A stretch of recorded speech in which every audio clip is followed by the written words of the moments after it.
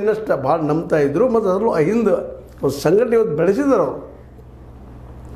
ಆ ಸಂಘಟನೆ ಅವ್ರ ಹಿಂದಿರೋ ಜೊತೆಗೆ ಒಂದಿಷ್ಟು ಲಿಂಗಾಯತ ಸಮುದಾಯವರು ಸಹಿತ ಒಡೆದಿದ್ದಾರೆ. ಈಗ ಇಲ್ಲ ಅಂತಲ್ಲ, ತಮಗೆ ಹಂಗೆ ಬೇಕೋ ಹಂಗೆ ಮಾಡ್ಕೊಂಡಿದ್ದಾರೆ.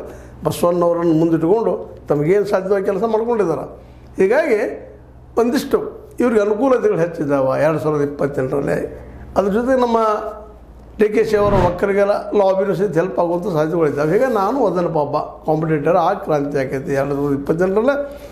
ನಾವೀಗ ಮೊದಲು ನಮ್ಮ ಗುರಿ ಏನಪ್ಪ ಅಂದರೆ 2028ರಲ್ಲಿ ಮರಳಿ ಕಾಂಗ್ರೆಸ್ನ ಆಡಳಿತ ತರೋದು. ಅದಕ್ಕೆ ಗ್ಯಾರಂಟಿಗಳ ಆಧಾರದ ಮತ್ತು ಇನ್ನೂ ಏನು ಕೆಲಸ ಮಾಡ್ಬೇಕು ಅದು ಮಾಡ್ತೀವಿ ಅನ್ನೋ ಅದನ್ನು ಸ್ಪಷ್ಟ ಹೇಳೋ ಮೂಲಕ ಈ ನವಂಬರ್ ಚಿಂತೆ ಕಾಟ ಕಿರಿಕಿರಿ ಹೋಗಿಬಿಟ್ಟಿದೆ.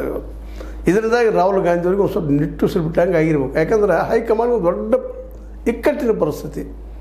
ಯಾವುದಪ್ಪ ಏನು ಮಾಡೋದು ಅಂದರೆ ಅದರಲ್ಲೂ ಶಾ ಬರ್ತಾರೆ, ಚೇಂಜ್ ಮಾಡ್ತಾರೆ, ತಮ್ಮ ಪಾರ್ಟಿ ತೊಗೊಂಡು ಹೋಗ್ತಾರೆ, ಪಾರ್ಟಿ ಹೊರಟ ಇದ್ದಾರೆ. ಎಷ್ಟು ಅನ್ನೋದು ಸತ್ಯ ಸುಳ್ಳ ಮಾತು ಬೇರೆ. ಯಾಕಂದ್ರೆ ಒಂದಿಷ್ಟು ನೆರಕ್ಕೆ ಮೋದಿಯವ್ರು ಭೇಟಿಯಾಗಿದ್ದಾಗಿರ್ಬೋದು, ಅಥವಾ ಶಾ ಜೊತೆ ಗುರುತಿಸ್ಕೊಂಡಿದ್ದಾಗಿರ್ಬೋದು, ಜೊತೆಗೆ RSSದ ಗೀತೆಯನ್ನು ಹಾಡಿದ್ದಾಗಿರ್ಬೋದು. ಇವುಗಳೆಲ್ಲದರಿಂದಾಗಿ BJP ಹೋಗ್ಬೋದಾ ಡಿ ಕೆ ಶಿ ಅಂತೇಳಿ ಯಾರಿಗಾದರೂ ಒಂದು ಸ್ವಲ್ಪ ಸಂಶಯ ಇತ್ತದು.